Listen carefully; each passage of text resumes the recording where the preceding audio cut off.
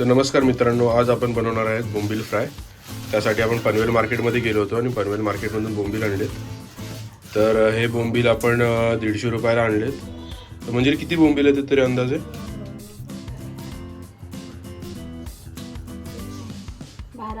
12 बोंबील आलेले आहेत 150 रुपयामध्ये. आता याने फक्त आपण साफ केलंय, पण फक्त तोंड काढून आणलं आणि बाजूचे पंख असतात ते काढलेले आहेत.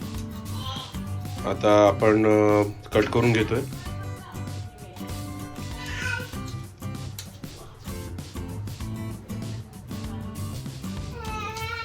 प्रत्येक बोंबीलचे 2-2 तुकडे केलेत आपण. आता आपण बोंबील व्यवस्थित धुवून घेऊयात. त्याची जी घाण आहे ती पण काढलेली आहे आधीच. व्यवस्थित साफ करून झालेले आहेत. आता जरा स्वच्छ पाण्याने धुवून घ्यायचे 1-2 वेळा, ज्याने काही धूळबीळ असेल किंवा काही घाण असेल तर निघून जाईल.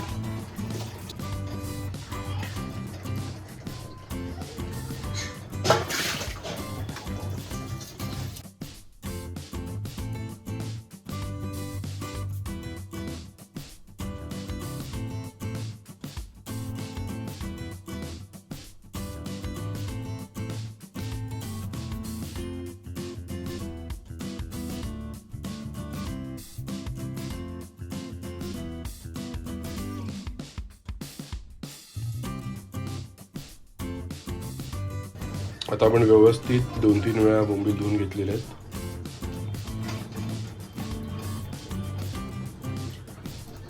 आणि एका वेगळ्या ताटामध्ये काढून घेतले, जेणेकरून जे पाणी व्यवस्थित निघून जाईल. काही लोकांना बोंबील हे कुरकुरीत खायची सवय असते, तर त्यासाठी त्याला पहिले आपण मिठामध्ये लावून घेतो. मीठ लावून झाल्यानंतर त्याचं जे एक्सेसिव्ह पाणी आहे, आणि बोंबल्यामध्ये भरपूर पाणी असतं, तर ते एक्सेसिव्ह पाणी काढण्यासाठी आपण पाठाखाली दाबून ठेवतो.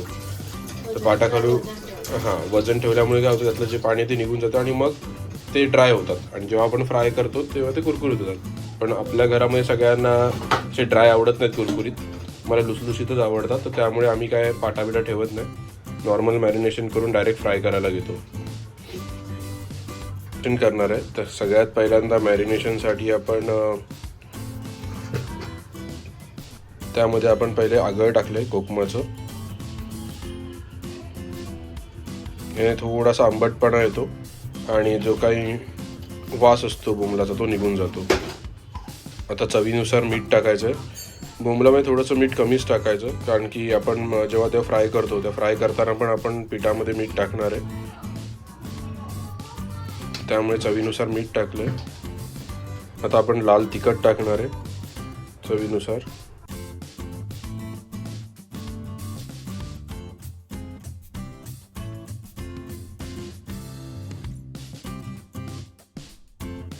हळद टाकायची थोडी. त्याचप्रमाणे हिंग पण टाकून घेतलं. त्याने थोडासा जसा ह्युमस जो वास असतो तो निघून जातो. आता आपण थोडं याच्यामध्ये आलं लसूण टाकलंय. आलं लसूण हे थोडंसं चॉप केलेलं आहे, पूर्ण बारीक पेस्ट अशी नाही आहे. हे मध्येच जेव्हा तळल्यानंतर जी लसूण आहे तिचा चव चांगली येते.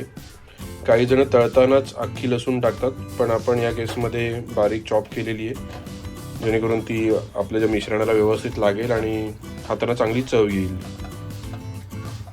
व्यवस्थित सगळं जे मॅरिनेशन आपण म्हणजे करायला जे मसाला टाकलेत ते सगळं व्यवस्थित लावून घ्यायचं आणि 15 ते 20 मिनटं तसंच ठेवून द्यायचं मॅरिनेट करायला.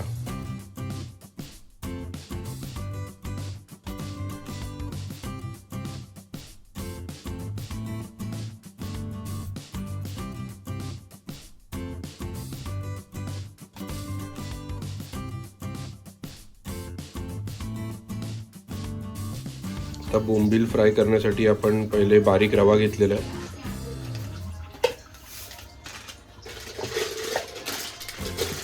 कारण की आज आपण रवा फ्राय करणार आहे.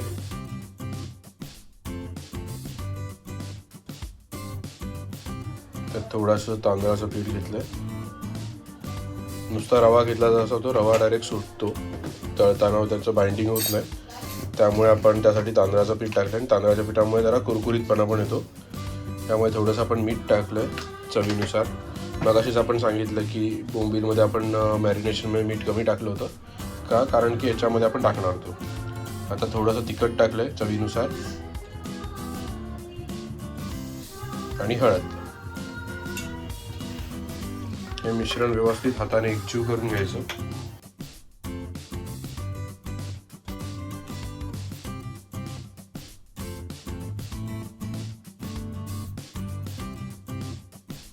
सर्वप्रथम आपण तवा घेतलाय. त्या तव्यामध्ये बोंबील तळण्यासाठी तेल टाकले. ते व्यवस्थित गरम झाल्यानंतर आपण त्यावर बोंबील सोडणार. आपण हे डीप फ्राय करत नाही, शॅलो फ्राय करतोय. मॅरिनेशन केलेले बोंबील आपण परत एकदा व्यवस्थित मिक्स करून घेतोय.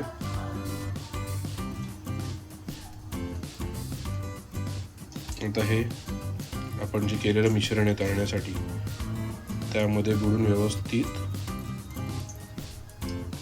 सगळं त्याचं कोटिंग करून आपण ते तव्यावर सोडले.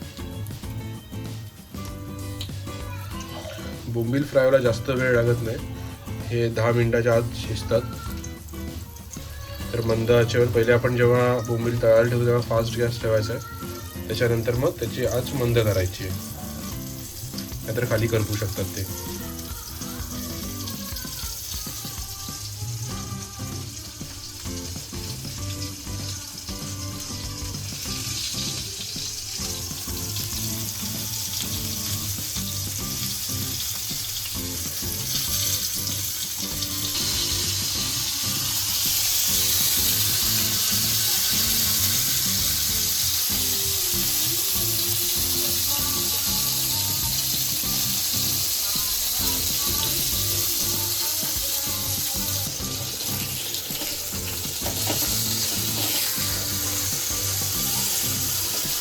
आता एका साईडने हे व्यवस्थित फ्राय झाले, तर आपण दुसऱ्या साईडने फ्राय करणार आहे आणि परतून घेतोय आपण.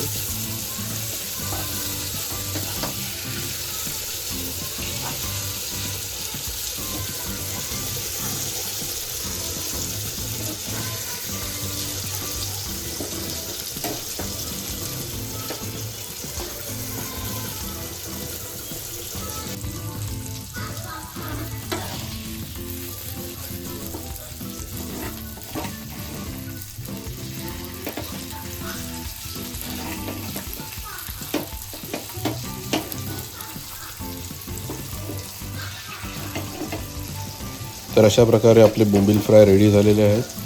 जर तुम्हाला ही रेसिपी आवडली असल्यास नक्की शेअर करा, लाईक करा. अशाच नवनवीन रेसिपीसाठी चॅनलला सबस्क्राईब करा. चला तर मग पुन्हा भेटूया नवीन रेसिपीमध्ये. तोपर्यंत चांगले खा आणि निरोगी राहा. धन्यवाद.